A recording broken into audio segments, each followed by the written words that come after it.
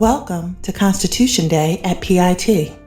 Today, we reflect on the document that became the foundation of our human rights and civil liberties in the United States. It's a document that has inspired numerous other human rights doctrines and legislation the world over.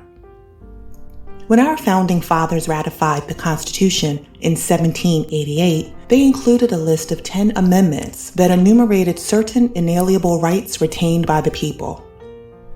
This list became known as the Bill of Rights. Currently, there are a total of 27 amendments to the U.S. Constitution. Today, we will examine an often overlooked but crucial amendment in the Bill of Rights, the Ninth Amendment.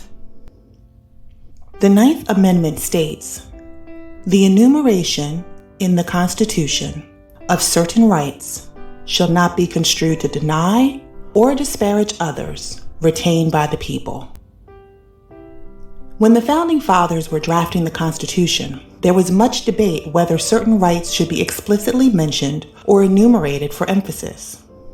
There was a clash between Federalists like Alexander Hamilton and James Madison and the Anti-Federalists like Thomas Jefferson.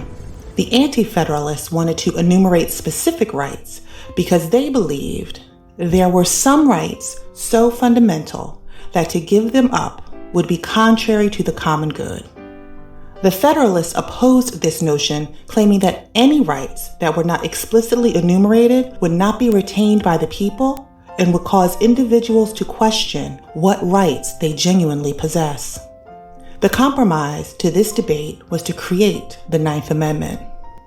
In doing so, the Founding Fathers created a catch-all clause that opened the door for the declaration and retention of other human rights not previously defined or claimed by the first 8 amendments of the Bill of Rights.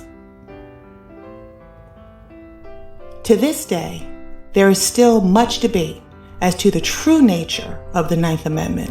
Some argue that it simply provides states with the ability to declare and legislate certain rights they deem fit for their constituents, while more progressive views claim that the Ninth Amendment opens the door to a universe of rights that could ultimately be declared and ratified. These would be rights such as the right to personhood, the right to parenthood, the right to vote, the right to privacy, the right to dignity, the right to travel, the right to marry, and the rights to food, shelter, clothing, and adequate medical care.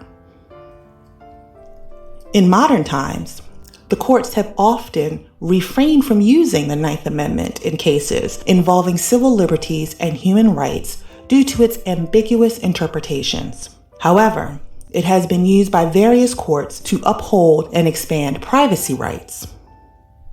The Supreme Court case, Griswold versus the State of Connecticut in 1965, declared that couples had the right to use birth control using the Ninth Amendment. In the decades following the case, there were significantly more attempts at using the Ninth Amendment in court than in previous 100 years. Unfortunately, many of the court's filings were rejected. Recently, several cases have been filed using the Ninth Amendment to fight the policies that have led to climate change.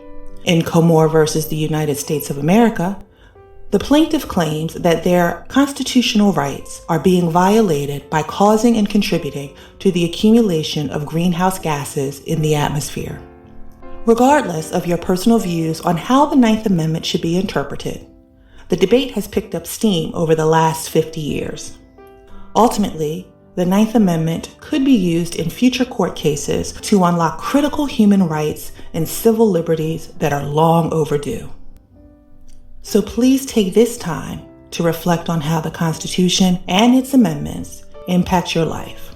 Think about the rights and civil liberties that you have been granted, and imagine what rights await you in the future.